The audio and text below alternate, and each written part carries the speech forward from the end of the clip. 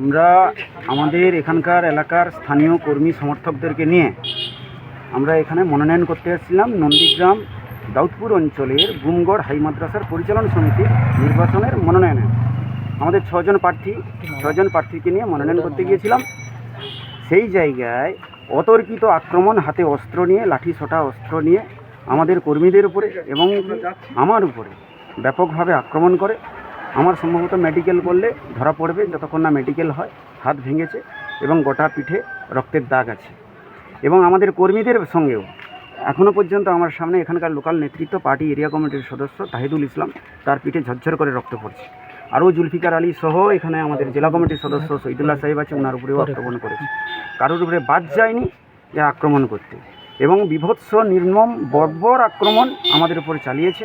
আমরা প্রশাসনকে জানিয়েছিলাম, এসপিকে জানিয়েছি, সর্বস্তরে জানিয়েছি, কোনো প্রশাসনিক নিরাপত্তা এই জায়গায় নেই। আমরা চাইছি শান্তিপূর্ণ নির্বাচন অবাধ যাতে হয়, শান্তি শৃঙ্খলা বজায় রাখা হয়, সেটাকে মান্যতা প্রশাসনও দেয়নি আর তৃণমূল কংগ্রেসও দেয়নি। বাইরের বহিরাগত দুষ্কৃতীদেরকে নিয়ে এখানকার যারা আছে গুন্ডা মস্তান সমস্ত কিছু নিয়ে আমাদের উপর অতর্কিতভাবে আক্রমণ চালায়। আমরা আগামী দিনে এর লড়াই আন্দোলন চলবে, প্রতিবাদ হবে, আমরা প্রশাসনিকভাবে তার ব্যবস্থা নেব। তাহলে আপনারা কেউ ছজনকে পুলিশও ঢুকতে দেয়নি, সিভিক যারা ছিল তারা তো কিছুই নয়, এবং গেট থেকে তারা দূরে চলে গেছে, স্থানীয় কোথাও নেই, এবং তৃণমূলের তো মস্তান বাহিনী আছে, তারা তাদেরকে বের করে দিয়েছে। আপনারা থানায় অভিযোগ করুন? আমরা থানায় অভিযোগ করব।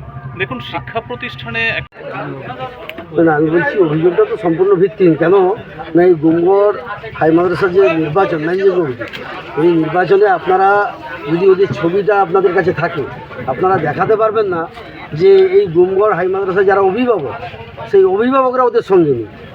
ওরা এই দাউদপুরের গুমগড় হাই মাদ্রাসার নির্বাচন, দাউদপুর এলাকায় যে ভোটাররা আছে একজনও ওদের সঙ্গে নেই। এখনও পর্যন্ত আমরা যেটা দেখেছি সমস্ত বহিরাগত, এখানে এই দাউদপুর এলাকার একজন লোক ওদের সঙ্গে নেই। সমস্ত বহিরাগত কিছু সিপিএমের ক্যাডারকে নিয়ে এসে এই দাউদপুরের শান্ত এলাকাকে অশান্ত করার চেষ্টা করছে। এবং আমি আপনাদের বলি, আজকের এই নন্দীগ্রাম 1 নম্বর ব্লকের দুটো জায়গায় নির্বাচনে নমিনেশন ফাইল চলছে। একটা হচ্ছে সোনাচূড়া কৃষি উন্নয়ন সমবায় সমিতিতে, আরেকটি আমাদের গুমগড় হাই মাদ্রাসা। আমি বলছি এখানে সিপিএমের ক্যাডাররা এসে, বিভিন্ন বহিরাগতরা এসে একটা সন্ত্রস্ত পরিবেশ তৈরি করার চেষ্টা করছে। আমি তো সোনাচূড়াতে কোথাও ওদেরকে দেখতে পাইনি, আমরা পাশে যখন হরিপুরে ভোট হয়েছিল দেখতে পাইনি, ভেকুটিয়াতে কদিন আগে নির্বাচন হয়েছে সেখানে দেখতে পাইনি। শুধু ওই মাদ্রাসা এলাকা, মানে মুসলিম অধ্যুষিত এলাকাগুলোতে এসে অশান্ত করার চেষ্টা কেন? সিপিএম বিজেপির দায়িত্ব কি সিপিএমের কাঁধে নিয়ে নিয়েছে নাকি? এটা আমার সিপিএমের নেতৃত্বদের কাছে প্রশ্ন। আপনাদের পক্ষ থেকে বাধা সৃষ্টি করা হয়েছে কেন?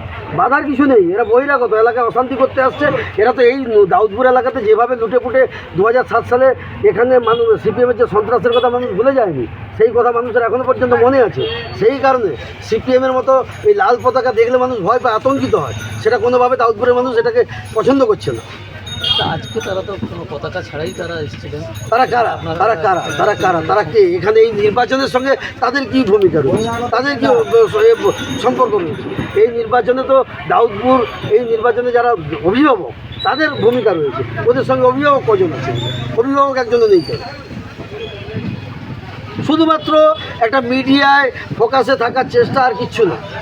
শুধুমাত্র একটা চেষ্টা যে আমরা জনমানুষে দেখাতে চাই যে আমরা বেঁচে আছি। বাস্তবে তো তাদের অস্তিত্ব জিরো। কেন গত লোকসভা নির্বাচনে দাউদপুর অঞ্চলে 221টা ভোট পেয়েছে মাত্র, যেখানে 17,000 ভোট ছিল, তার পোল হয়েছে 14,000, তার মধ্যে 221টা ভোট সিপিএম দিয়েছে। তাদের অস্তিত্বটা কোন জায়গায় গেছে আপনারা বুঝে না? তাহলে এই অভিযোগ বলুন, ভিত্তিহীন অভিযোগ, ভিত্তিহীন, অন্য কিছু নয়। বন্দে মাতরম।